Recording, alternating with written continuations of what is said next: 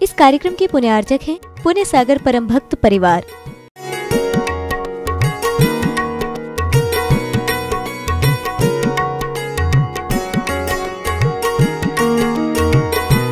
महानुभावों,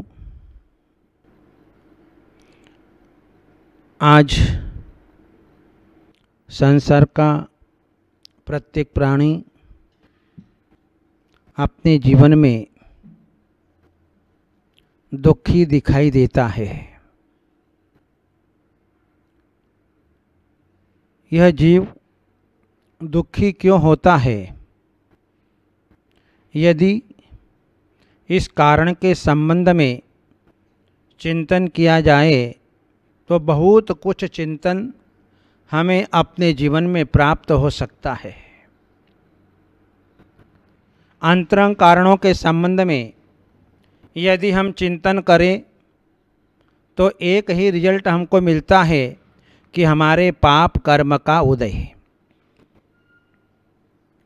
जहाँ प्राणियों के पाप कर्म का उदय होता है, वहाँ पर प्राणियों के जीवन में दुख आता है। पाप उसे कहते हैं जो शुभ से हमारी रक्षा करता है, हमें अपने जीवन में शुभ कार्य नहीं करने देता, जो हमें दान नहीं देने देता, जो हमें सेवा भाव नहीं करने देता, जो हमें तीर्थों पर नहीं जाने देता, वह पाप कर्म कहलाता है। पाप वह है कि जो हमें अच्छे अच्छे निमित्तों से दूर कर देता है। व्यक्ति की जैसी होनहार होती है, उस होनहार के अनुरूप उसे अपने जीवन के अंदर निमित्त मिला करते हैं। अच्छी होनहार होती है तो अच्छे निमित्त मिला करते हैं, और बुरी होनहार होती है तो बुरे निमित्त मिला करते हैं। हम देखते हैं कि जिस समय राम और रावण युद्ध क्षेत्र के लिए दोनों तरफ से प्रस्थान किया, तो उस समय जो है रावण की होनहार अच्छी नहीं थी। नाना प्रकार के अपशकुन हो रहे थे पाप कर्म के उदय से, जिसके कारण जो है वे सारे अपशकुन ये बतला रहे थे कि इस युद्ध क्षेत्र में रावण की मृत्यु अवश्य होगी। रावण ने अपने जीवन में एक छोटा सा पाप किया, स्त्री हरण का, जिसके कारण युद्ध क्षेत्र के अंदर वो मारा गया और सारी लंका नाश को प्राप्त हुई, सारी धन दौलत संपत्ति नाश को प्राप्त हो गई। पता नहीं चला कि सारी संपत्ति कहाँ चली गई।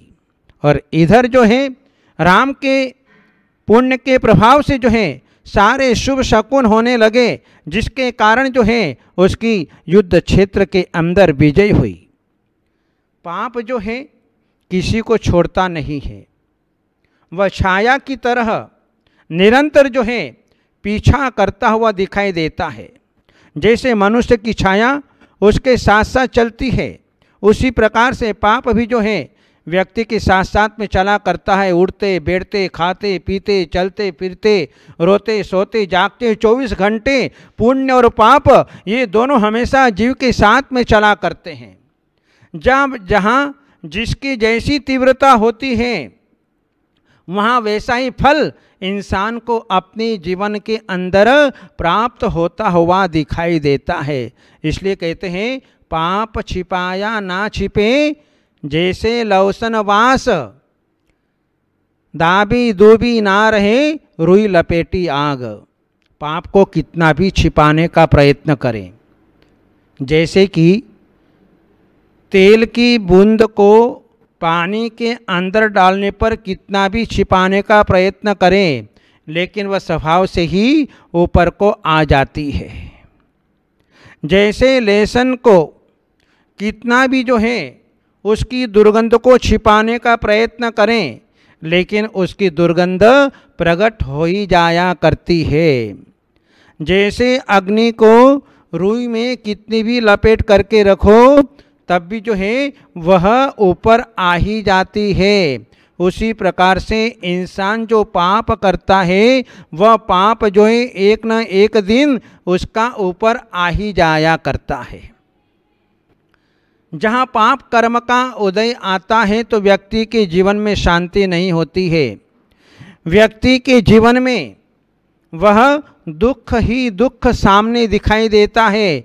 नाना प्रकार की आपत्तियां विपत्तियां उसके जीवन में आती हुई दिखाई देती है। एक आपत्ति को भोगता है कि दूसरी आपत्ति तैयार होती है, दूसरी आपत्ति भोगता है कि तीसरी आपत्ति जो है उसको भुगतना पड़ता है। इस प्रकार पाप कर्म जो है वह कभी भी किसी को नहीं छोड़ता है। पाप पुण्य के पास में किसी प्रकार का अन्याय नहीं है। जिसने जैसा पाप किया है, जैसा पुण्य किया है, उसके अनुरूप ही वह कर्म अपने जीवन में उसको फल देता है। भाग्योदय के समय में जो है हमारे प्रसन्न रहते हैं, और जब पाप कर्म का उदय आता है तो ये सब जो है वे हमारे जीवन में दुख देने वाले बन जाया करते हैं। इसलिए जो है जब व्यक्ति अपने जीवन के अंदर पाप करता है, लेकिन वे पाप जो है व्यक्ति के सिर पर चढ़ कर के बोलते हैं, व्यक्ति के माथे पर चढ़ जाते हैं। जहाँ व्यक्ति एक पाप को छिपाने के लिए 100 पाप करता है, एक बात को छिपाने के लिए, एक झूठ को छिपाने के लिए उसके पीछे 100 झूठ उसे अपने जीवन में बोलना पड़ती है, लेकिन वह 100 प्रकार का झूठ जो है उसके जीवन में 100 प्रकार का पाप अपने जीवन में पैदा कर देता है, और पाप कर्म के अनुभाग को वह बढ़ा देता है, जिसके कारण उसके जीवन में नाना प्रकार के दुख आपत्ति विपत्ति उसके जीवन में आती हुई दिखाई देती है। कर्म के पास में किसी प्रकार का अन्याय नहीं होता है। जो जैसा करता है वैसा ही उसे भरना पड़ता है। कर्म किसी को छोड़ने वाला नहीं, चाहे राजा महाराजा हो, चाहे सेठ साहूकार हो, चाहे अमीर गरीब हो, चाहे ज्ञानी हो पंडित हो, चाहे त्यागी व्रती हो, कोई भी हो, पाप किसी को छोड़ने वाला नहीं है। इसलिए जो है अपने जीवन में पाप से परामुख रहो, पाप की ओर प्रवृत्ति मत करो, जीवों की हिंसा मत करो, रात्रि भोजन मत करो, क्योंकि तुम जैनी हो और जैनी होने के नाते तुम रात्रि में भोजन करते हो। तुम जो है नाना प्रकार के जीवों की हिंसा अपने जीवन में जो है जहाँ रात्रि भोजन के माध्यम से होती है, रात में भोजन करते हो, कितना मच्छर उसके अंदर गिर जाते हैं, सारा हिंसा का पाप तुम्हारे जीवन के अंदर चढ़ता है। इसलिए अपने जीवन में ऐसे पाप अन्याय अनीति छल कपट मायाचारी आदि जो है अपने जीवन में मत करो, क्योंकि जहाँ पाप कभी छिपने वाला नहीं है, अंततः एक न एक दिन जो है वह पाप प्रकट हो ही जाता है। 2 मित्र थे, एक अमीर मित्र था और एक गरीब मित्र था। मित्र मित्र होता है, मित्र जो है कभी अपने मित्र को दुखी नहीं देख सकता है। सच्चा मित्र वही होता है। एक दिन जो है गरीब मित्र अमीर मित्र को जो है वह अपने बेटे की शादी का निमंत्रण देने के लिए गया। शादी का निमंत्रण देने के लिए गया तो आमिर के मन में विचार आया कि इसकी इकलौती संतान है और जो है इसके बेटे का विवाह बहुत अच्छी तरह से होना चाहिए। ऐसी दया का भाव जो है उसने अपने मन में व्यक्त किया, और जो है आमिर मित्र ने जो है उस गरीब मित्र को जो है एक 9 लखा हार दे दिया कि जा तुम जो है शादी के दिन अपने बेटे को पहनाना। गरीब मित्र खुश हो गया और जो है वो हार लेकर के अपने घर गया और ठीक जो है शादी का समय आया। शादी का समय आया तो मित्र भी आमिर मित्र भी उसके बेटे की शादी में आया और जो है आमिर मित्र ने पूछा कि भैया मैंने जो है आपको 9 लखा हार दिया था अपने बेटे को पहनाने के लिए, वो हार कहाँ है? तो गरीब मित्र जो है बदल गया, अरे कौन सा हार? मेरे पास में तो कोई हार नहीं है, आपने मुझे दिया ही नहीं है। अब वह जो है आमिर मित्र जो है वह जो है आश्चर्य पड़ गया। ठीक है, जैसे तैसे शादी हुई और शादी होने के उपरांत जो है जब वापस जो है आमिर मित्र जो है उसके पास में गया कि लाओ मैंने आपको हार दिया था, हो सकता है कि आपके भाव उस समय जो है परिवर्तित हो जाए।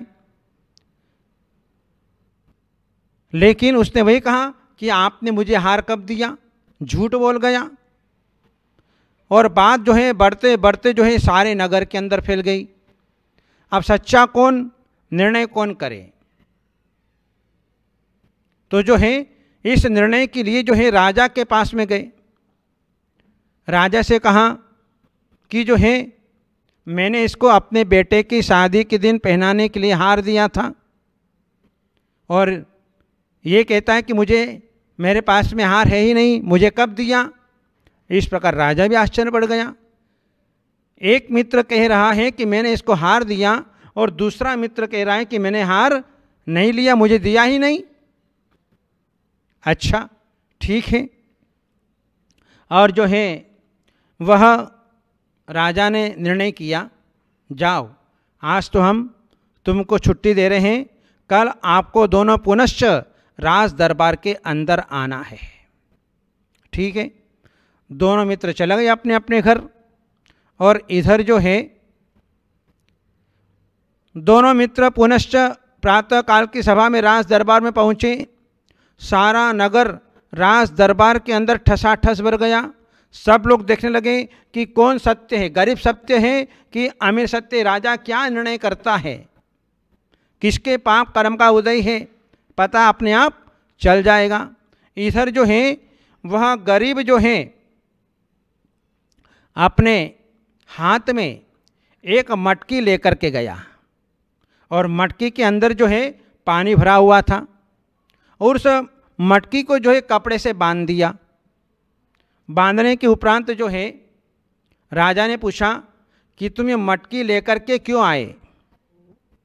तो बोले कि मुझे जो है मेरा कंठ बार बार सूख जाता है, इसलिए जो है मैं मटकी का साथ में लेकर के आया हूँ। ठीक है। राजा ने कहा ये सामने जो खिड़की है, ये खिड़की है, इस खिड़की में से जो निकल जाएगा वह सत्य है। इधर जो है अमीर मित्र जो है उस खिड़की में से निकल गया। अब जो है सभी लोग उसके ऊपर जो है शंका करने लगे और शंका करने लगे कि ये गरीब मित्र जो है झूठ बोल रहा है कि मैंने हार दिया ही नहीं, मैंने हार लिया ही नहीं। अब इधर जो है जैसे ही वह आमिर मित्र खिड़की में से निकल करके आया और जो है अब गरीब मित्र की बारी आई, इसका हार लिया हो तो जो है मुझे दंड देना, नहीं तो कोई बात नहीं। इधर जो है जैसे ही वह गरीब मित्र आमिर मित्र आया और आमिर मित्र आया तो गरीब मित्र का जो है उसका हाथ थर थर कांपने लगा और जैसे ही जो है पानी की मटकी उसको देने के लिए गया, वो हाथ में पकड़ नहीं पाया और मटकी नीचे धड़ाम से गिर पड़ी। मटकी फूट गई, पानी बिखर गया और उसमें से जो है वह 9 लखा हार निकल गया। राजा देखता रह गया, अरे ये क्या हो गया, ये तो मना कर रहा था कि मेरे पास में जो है कोई हार नहीं है, अब ये हार कहाँ से आया। राजा ने जो है उसका काला मुख किया और गधे पर बैठा करके देश से बाहर निकाल दिया और उसकी जितनी संपत्ति थी सारी संपत्ति छीन ली। इस प्रकार से पाप छिपाने से कभी नहीं छिपता है, इसलिए अपने जीवन में जो है वह पाप कभी नहीं करना। पाप हमेशा आगे आगे दौड़ता है, सिर पर बैठ कर के चलता है, छाती फाड़ करके जो है सबका सब पूरा का पूरा जो है वह अपने जीवन में ब्याज सहित ले लेता है। जिन्होंने अपने जीवन में पाप किए उनका फल, उनका नतीजा हमारे सामने दिखाई देता है। अन्याय अनिति करने वाले प्राणी कितने वर्ष तक रह सकते हैं? ज़्यादा से ज़्यादा 10 वर्ष, और 11वें वर्ष में तो समूल जो है नष्ट हो जाते हैं। आज दुनिया के अंदर कितने करोड़पति अरबपति लोग जो हैं अपने जीवन में अन्याय अनिति छल कपट करने के कारण वे अपने जीवन में आज रोड़पति बन गए। ये पाप कर्म का उदय, क्योंकि पाप किसी को भी नहीं छोड़ता है। इसलिए अपने जीवन में कभी ऐसा पाप नहीं करें जिसके कारण हमें जो है घर घर भटकना पड़े, हमें भीख मांगना पड़े। क्योंकि पाप कर्म के उदय से व्यक्ति अपने जीवन में कैसी कैसी दशा को प्राप्त होता है। उसके लिए खाने को भोजन नहीं मिलता है, पहनने के लिए वस्त्र नहीं मिलता है, रहने के लिए मकान नहीं मिलता है, फटे वस्त्र पहनता हुआ घूमता रहता है, पागल की तरह वह जो है घूमता रहता है। जहाँ हिंसा, झूठ, चोरी, कुशील, परिग्रह, इन 5 पापों का सहारा लिया जाता है, वह प्राणी अपने जीवन में निरंतर पाप का ही उपार्जन करता रहता है। और ये पाप कैसे हैं? दुख में वा, ये पाप जो है प्राणियों को दुख ही देने वाले होते हैं। कभी भी ये पाप से कभी सुखी नहीं होता है। जिस प्रकार से बालों के पेलने से कभी भी पानी की प्राप्ति नहीं हो जाती है, पानी के मंथन करने से कभी भी जो है छाछ की प्राप्ति नहीं होती है, इसी प्रकार से पाप से जो है कभी जीवन में सुख नहीं मिल सकता है। इसलिए बुद्धिमानों को अपने जीवन में पाप का आचरण छोड़ना चाहिए, पाप से भीति करना चाहिए। पाप का उदय जो है आते देर नहीं लगेगी। इस पंचम काल के अंदर पाप पुण्य का फल इंसान को अपने जीवन के अंदर 3 वर्ष 3 महीने में, नहीं तो फिर 30 दिवस में, या फिर 30 घंटे में, अथवा 3 घंटे में उसे अपने जीवन के अंदर अपने पुण्य पाप का फल अवश्य मिला करता है। जिस प्रकार से कोई व्यक्ति आपके गाल पर चाटा मार दे तो आप क्या चुप बैठे रहेंगे? आप तत्काल जो है उसके गाल पर चाटा मार देंगे। ये तत्काल जो है कर्म उदय में आते हैं। इसलिए जो है ये पाप कर्म जो है किसी को भी छोड़ने वाला नहीं है। आज हम देखते हैं कि जितने जितने बड़े बड़े राजा महाराजा आज जो है अपने जीवन में पाप किए, अन्याय अनिति किए, तो आज वे जो है कीड़े मकोड़े की तरह आज धरती पर यहाँ पर रेंगते हुए दिखाई दे रहे हैं। ये जो है पाप जो है कभी भी छोड़ने वाला नहीं है। इसलिए अपने जीवन में जो है कभी भी ऐसा पाप कर्म का संचय न करें जिसके कारण हमारे जीवन में आपत्ति पे आपत्ति निरंतर आती रहे। हम देखते हैं कि बहुत से प्राणियों का जीवन जन्म से लेकर के मरण पर्यंत दुख में ही निकलता है। ये सब जो है पिछले जन्म में किए हुए पाप कर्म का फल है। इसलिए अपने जीवन में पाप कर्म छोड़ो और पुण्य कर्म का उपार्जन करो। यही हमारे भगवान ने जो है हमें उपदेश दिया है ताकि हम अपने जीवन में सुखी हो सकें। इन्हीं मंगलमय भावनाओं के साथ बोले गुरुदेव आचार्य श्री अजीत सागर जी महाराज की।